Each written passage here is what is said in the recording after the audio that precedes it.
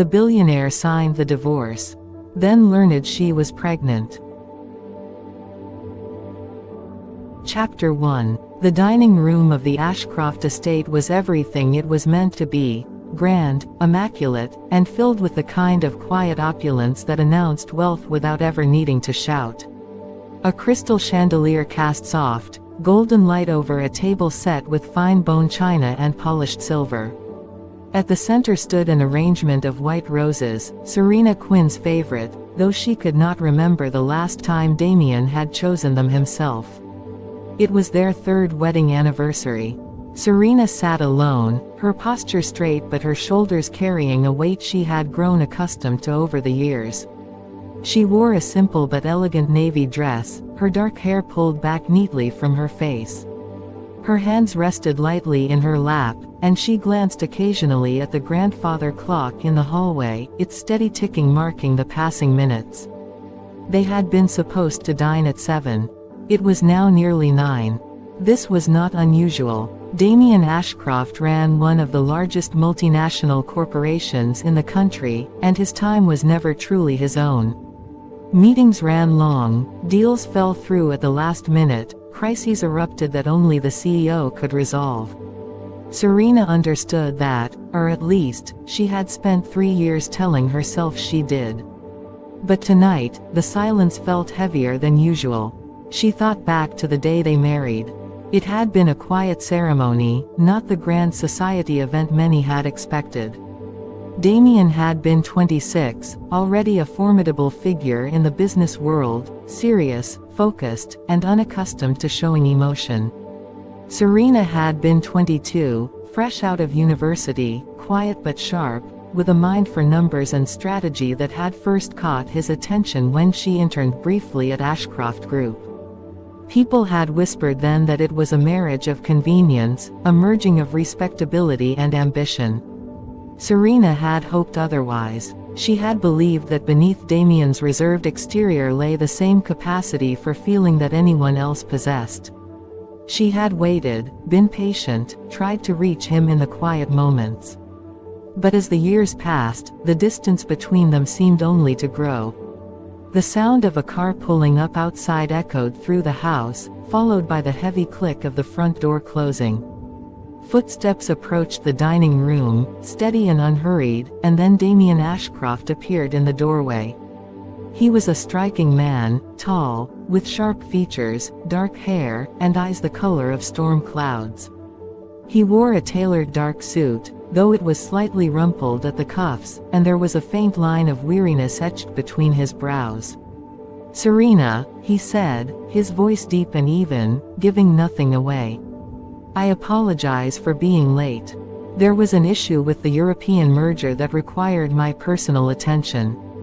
Serena offered a small, polite smile, the same one she had learned to wear for guests, for events, for all the moments when she needed to hide what she truly felt. "It's quite all right. Work comes first, as always." Damien paused, studying her for a moment. There was something in her tone that did not quite match the words, but he chose not to comment. He moved to his place at the head of the table and sat down, unfolding his napkin with deliberate care. "Shall we eat?" The meal proceeded in the kind of polite silence that had become familiar to them. The food was excellent, prepared by a chef of renown, but neither of them seemed to have much appetite. Damien spoke briefly about business matters, market trends, competitors, the importance of maintaining control, while Serena listened, asking only the occasional question, offering only the necessary responses. She had long ago learned not to press him about anything deeper. Whenever she tried to speak of feelings, of connection, of the life they could have, he would withdraw, his expression closing like a locked door. He would tell her that emotions were distractions, that stability and success were the true measures of a good life. And yet, tonight, there was a different tension in the air. Damien seemed even more distant than usual, his gaze fixed on the table rather than on her, as if he were preparing himself for something difficult. When the plates were cleared and coffee was served, he sat back in his chair and reached into the inner pocket of his suit. He withdrew a thick manila envelope and placed it squarely between them. Serena's breath caught slightly. She did not need to ask what it was. She had seen documents like it before, though never addressed to her. "What is this?" she asked, her voice steady, though her heart had begun to beat a little faster. Damien looked directly at her then, his expression unreadable. "It is what is best for both of us." Chapter 2. Before they proceed further, it is important to understand the hours that had led to this moment, the hours Damien had spent away, and the influences that had been shaping his thoughts long before he walked through that front door. Earlier that afternoon, Damien had indeed been dealing with the European merger, but the meeting had concluded well before 7. What had delayed him was not business, but a conversation that had taken place in his private office immediately afterward. Vivian Hart, his executive assistant of nearly 4 years, had stepped into the room carrying a folder, her expression one of professional concern. She was a woman in her late 20s, polished, efficient, and seemingly devoted to ensuring Damien's life ran smoothly. But beneath her carefully composed exterior lay ambitions that extended far beyond her job description. "Mr. Ashcroft," she had said softly, closing the door behind her. "Before you leave, I thought you should see this." She placed several printed emails and photographs on the desk. Damien frowned, leaning forward to look. The images showed Serena leaving a downtown cafe in the company of Julian Cross, a rising business strategist known for working with competing firms. The messages, which appeared to be exchanges between Serena and Julian, spoke of meetings, shared interests, and a desire for greater independence. Damien's jaw tightened. He knew Julian Cross by reputation, a sharp mind, but also a man known for taking advantage of rifts in relationships. "Where did these come from?" he asked, his voice cold. Vivian's expression remained sympathetic. "Sources close to Mr. Cross. They came to me out of concern, knowing how important the stability of Ashcroft Group is to you. I did not want you to be blindsided." She paused, choosing her words carefully. "I know Mrs. Ashcroft has always been difficult to read. She keeps much to herself. Perhaps she has grown tired of the life here, of the expectations that come with being your wife. These suggest she has been looking for ways out for some time." Damien looked at the documents again. Part of him wanted to dismiss them. He knew Serena was intelligent, capable, perhaps too capable to be content simply as the wife of a billionaire. But another part of him, shaped by years of believing that trust must always be earned and guarded, began to doubt. For years, there had been distance. He had told himself it was normal, that marriages based on respect rather than reckless emotion were stronger, more enduring. But looking at these photographs, reading these words, he began to wonder if Serena had simply been waiting for the right moment to leave, perhaps even with someone else. "I have also spoken briefly with my brother Arthur," Vivian continued gently. "He is one of the best corporate lawyers in the city. He advises that if there are issues, it is better to address them cleanly, before things become complicated or public. To maintain the dignity and reputation you have built." Arthur Hart. Damien knew him well, sharp, logical, unemotional, and always focused on what was most advantageous. Damien sat back in his chair, his mind turning. He thought of the years that had passed.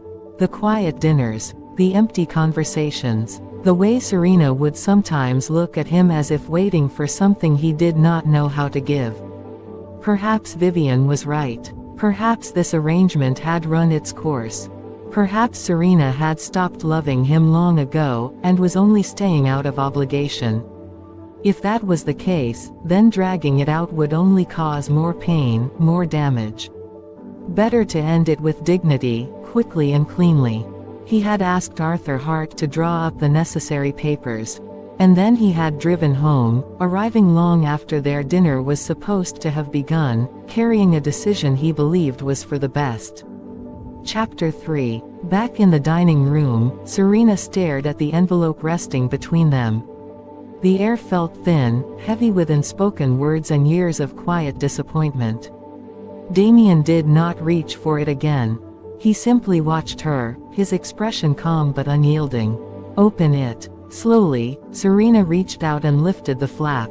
She pulled out the documents inside, her eyes scanning the first page. The words were formal, cold: petition for dissolution of marriage, irreconcilable differences, division of assets. It was all there, laid out in precise legal language. Her fingers traced the printed lines, but she felt strangely calm. There was no outburst, no tears, no pleading. In truth, a small part of her had been expecting this for a long time, though she had always imagined it would come from her, not from him. "So," she said softly, looking up to meet his gaze. "This is it." Damien nodded once. "I believe it is for the best. For both of us. There has been distance between us for a long time, Serena. We both know it. Staying in a marriage that no longer works will only lead to more unhappiness. This way, we can part as civilized people, without bitterness." "Civilized," she repeated, the word tasting slightly bitter on her tongue. "Is that what this is? A civilized ending?" "It is practical," Damien said, his voice remaining steady. "And it is dignified. Arthur Hart has drawn everything up fairly. You will be provided for, a settlement, property, whatever you may need to begin again. There is no need for arguments or public scandal. We can simply go our separate ways." Serena looked back down at the papers. Practical, dignified, words that meant everything to Damien, but which felt hollow when spoken of love and marriage. She thought of the 3 years she had spent trying to reach him, trying to show him that there was more to life than control and success. She thought of the way he always seemed to hold a part of himself back, as if allowing someone too close was a weakness. And now, he believed it was over because it was practical. He did not ask how she felt. He did not wonder if there was still a chance to bridge the gap. He simply presented it as a decision already made. "Do you think I stayed here because I needed money or security?" she asked quietly. Damien's expression flickered, just for a moment, a hint of confusion, perhaps even surprise. "I did not mean it that way. But I am being realistic. This arrangement is no longer serving either of us. And there are other considerations." "Other considerations?" Serena's eyes narrowed slightly. "What other considerations?" Damien hesitated, then chose his words carefully. "Information has come to my attention that suggests you may have been considering this for some time. That perhaps your interests lie elsewhere." Serena froze. She understood immediately. "You've been told things. About Julian Cross, perhaps." Damien did not deny it. "It was brought to my attention. By Vivian, no doubt." Serena let out a short, quiet breath. "And you believed it? Without asking me? Without speaking to me first?" "I was presented with evidence," Damien replied, though his voice lacked the absolute certainty he usually carried. "And it aligns with what I have observed. You were intelligent, ambitious, perhaps too much so to be satisfied in this role." Serena felt a strange sense of clarity wash over her. So this was how it ended. Not with a great revelation, but with suspicion, assumptions, and the influence of people who had never wanted her to belong in the first place. She realized then that if Damien could believe the worst of her so easily, without even giving her the chance to speak, then there really was nothing left to save.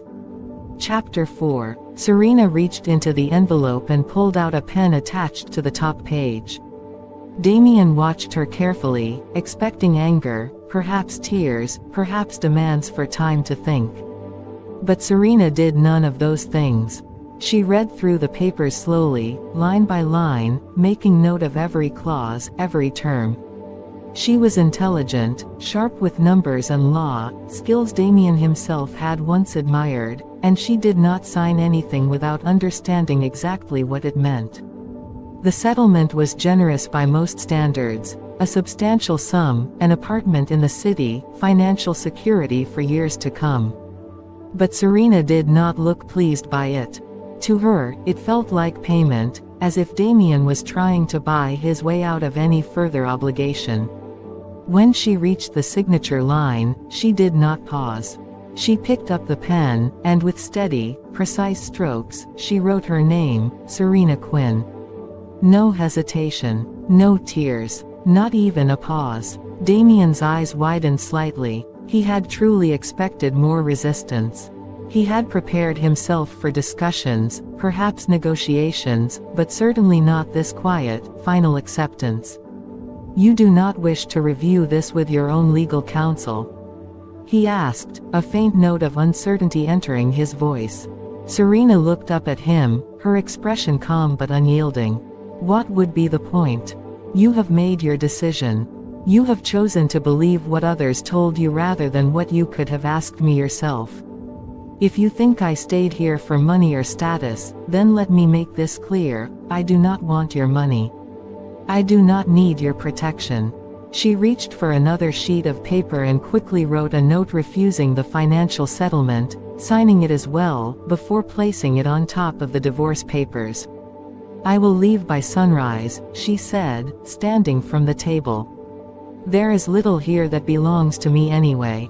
Damien stood as well, frowning. Serena, be reasonable. I cannot allow you to leave with nothing. You cannot allow. Serena shook her head, a small, sad smile touching her lips.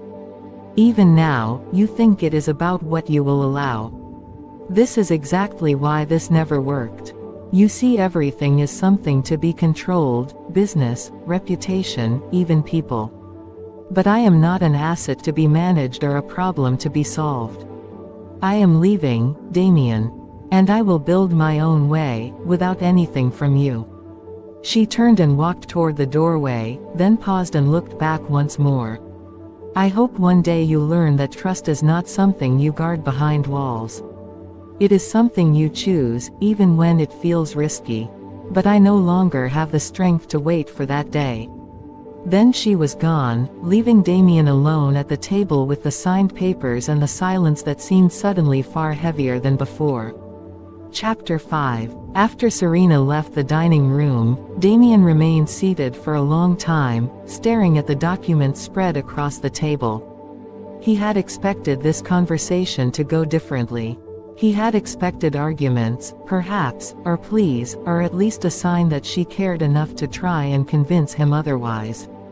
Instead, she had signed without hesitation, refused the settlement, and walked away as if it meant nothing to her. Was that proof of her guilt?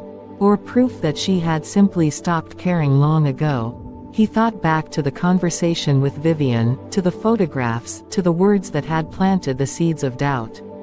But now, in the silence, a small voice in his mind began to question things. Did you really ask her? Did you ever truly listen? He pushed the thought away. He was Damien Ashcroft. He did not second-guess his decisions. But the rest of the evening felt different. The house, always quiet, felt suddenly empty. He walked through the hallways, passing the room Serena had used, the small study where she liked to read, the garden she sometimes tended to, and found himself remembering small things. The way she hummed softly when she thought no one was listening, the sharp intelligence she hid behind her gentle demeanor, the way she used to look at him as if hoping he would finally see her. Upstairs, Serena was already beginning to pack. She moved methodically, her hands steady, though inside she felt a strange mixture of sadness and relief. She did not take much, only her personal clothing, a few books, some photographs from her childhood, and her mother's old necklace. She left behind the expensive jewelry, the designer clothing Damien had bought for her, everything that had been given to her as his wife. She had not lied when she said she would build her own way. She had savings of her own, skills, a sharp mind. She did not need anything from Damien Ashcroft to survive. As the night wore on, the house remained silent. Damien had retreated to his study, but he found it difficult to focus on work. He kept replaying the look in Serena's eyes when she had signed those papers. not anger, exactly, but a kind of final acceptance, as if she had been waiting for this moment. Around midnight, there was a soft knock on the front door. When Damien opened it, he found Evelyn Ashcroft standing there, his grandmother, the matriarch of the family, a woman in her 70s with sharp eyes and a heart that had always seen more than anyone else gave her credit for. She had been away visiting friends, but something in her bones had told her to return early. "Where is Serena?" she asked immediately, stepping inside. Damien hesitated. "We have come to an understanding. There will be a divorce." Evelyn's gaze hardened. "An understanding? Or have you let Vivian and her brother fill your head with lies again?"